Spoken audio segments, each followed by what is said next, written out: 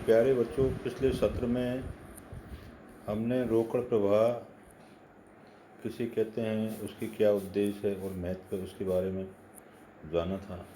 लेकिन रोकड़ प्रवाह स्टेटमेंट जब हम तैयार करते हैं उसकी भी कुछ कमियां हैं, कुछ सीमाएं हैं। वो कौन कौन सी हैं देखिएगा। रोकड़ प्रवाह विवरण रोकड़ कोषों के आगमन एवं बहिर्गमन को प्रस्तुत करता है। रोकड़ कोषों में शामिल रोकड़ तुल्य मदों के कारण तरलता का सही ज्ञान नहीं हो पाता। ये सिवाय ये शो करता है कि कैश का क्या आगमन है और क्या उसका बहिर्गमन है, लेकिन उसी तरलता का ज्ञान उससे रोकड़ कोषों कैश की तरलता का ज्ञान नहीं हो पाता। रोकड़ प्रवाह विवरण आय विवरण और रोकड़ बजट का स्थापन नहीं होता। यह आय विवरण रोकड़ बजट के कार्य नहीं कर सकता। रोकड़ प्रवाह विवरण आय विवरण और रोकड़ बजट का पूरक नहीं हो सकता, अर्थात एक तरीका से आय विवरण रोकड़ बजट का कार्य नहीं कर सकता। ये इसकी एक कमी है। दूसरी कमी है रोकड़ प्रवाह विवरण रोकड़ कोषों को प्रभावित करना कठिन कार्य है। रोकड़ प्रवाह विवरण तैयार करना केवल सूचीबद्ध कंपनियों हेतु आवश्यक है। अन्य कंपनियां इसे आवश्यक रूप से तैयार नहीं करती। जो लिस्टेड कंपनियां हैं वही इसको तैयार करती हैं, दूसरी कंपनियां इसको तैयार नहीं करती। रोकड़ प्रवाह विवरण एक कोष प्रवाह विवरण में क्या अंतर है? अब कैश फ्लो स्टेटमेंट और फंड फ्लो स्टेटमेंट में अंतर को जानने की कोशिश करेंगे। नंबर 1 अंतर का बिंदु है उद्देश्य। रोकड़ प्रवाह विवरण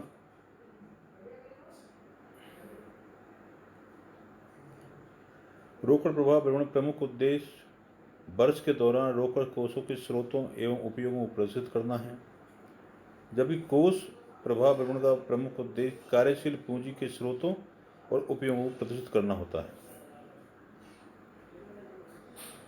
अर्थात कोष प्रवाह विवरण वर्किंग कैपिटल के स्रोतों और उपयोगों को प्रदर्शित करता है। विषय सामग्री क्या है? रोकड़ प्रवाह की विषय सामग्री हस्तस्थ रोकड़ बैंक में मांग जमा और रोकड़ तुल्य।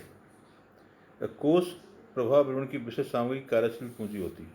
दोनों भी मेन दूसरा डिफरेंस हो गया। लेन देन प्रभाव रोकड़ प्रवाह में लेन देन का रोकड़ कोषों पर प्रभाव देखा जाता है।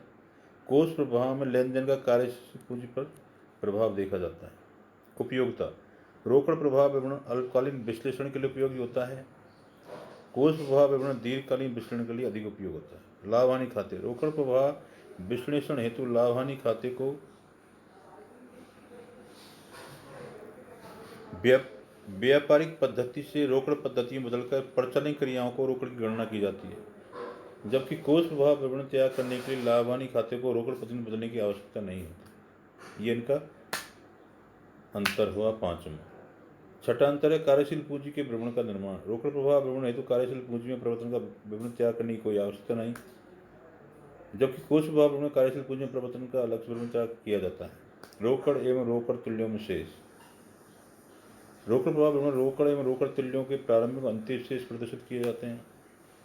कोष प्रवाह विवरण इन्हें कार्यशील पूंजी में परिवर्तन के विवरण में शामिल किया जाता है। रोकड़ प्रवाह विवरण का क्षेत्र कोष प्रवाह विवरण की तुलना में संकुचित है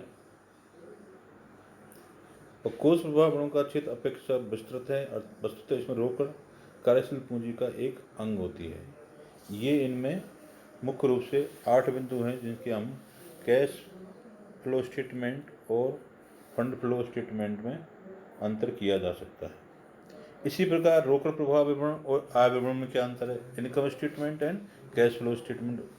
उसी आधार पर इनका नंबर 1 अंतर का बिंदु है रोकड़ प्रवाह विवरण का प्रमुख उद्देश्य वर्ष के दौरान रोकड़ कोषों के स्रोतों उपयोगों को प्रदर्शित करना, जबकि आय विवरण का उद्देश्य आय विवरण का प्रमुख उद्देश्य लेखावधि के दौरान व्यवसाय की लाभार्जन की स्थिति के बारे में जानकारी प्राप्त करना। दूसरा है लेखांकन का आधार। रोकड़ प्रवाह विवरण को लेखांकन के रोकड़ आधार पर तैयार किया जाता है, जबकि आय विवरण को लेखांकन के उपार्जन एक्रूअल बेसिस के आधार पर तैयार किया जाता है। लागत या लाभदायकता की जांच रोकड़ प्रवाह विवरण से रोकड़ के साधनों की लागत या लाभदायकता की जांच संभव नहीं है। आय विवरण से विनियोग की लागत और उसकी लाभदायकता की तुलनात्मक जांच की जा सकती है। विषय सामग्री रोकड़ प्रवाह विवरण की विशेष सामग्री हस्तस्थ रोकड़ बैंक में मांग जमा रोकड़ तुल्य है। आय विवरण विशेष सामग्री एक संस्था की परिचालन आय एवं व्यय है। उपयोगिता रोकड़ प्रवाह विवरण अल्पकालीन विश्लेषण के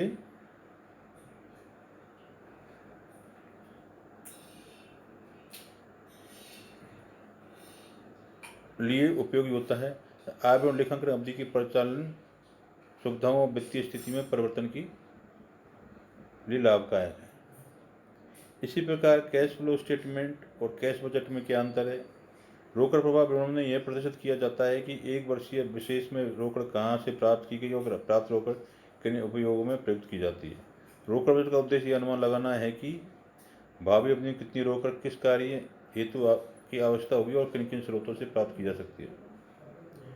दूसरा उद्देश्य भूतकालीन अथवा भविष्यकालीन रोकड़ प्रवाह विवरण रोकड़ में भूतकाल में हुए परिवर्तनों का विश्लेषण करता है।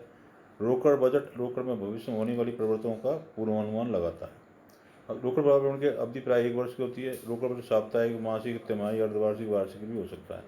उपयोगिता कोष प्रवाह विवरण रोकड़ के स्रोतों एवं उपयोग और विश्लेषण के लिए उपयोगी है। रोकड़ बजट की उपयोगिता अस्थायी या मौसमी रोकड़ आवश्यकताओं की पूर्ति के लिए प्रबंध से है। ये कैश फ्लो स्टेटमेंट और कैश बजट में अंतर हो गया। आपको कैश फ्लो और फंड फ्लो में अंतर बता दिया, कैश फ्लो और इनकम स्टेटमेंट अंतर बता दिए। थोड़ा बहुत इनमें अंतर है, अंतर के बिंदु हैं। आपका अब कैश फ्लो स्टेटमेंट के बारे में पूर्ण रूप से जानकारी प्राप्त कर चुके होंगे।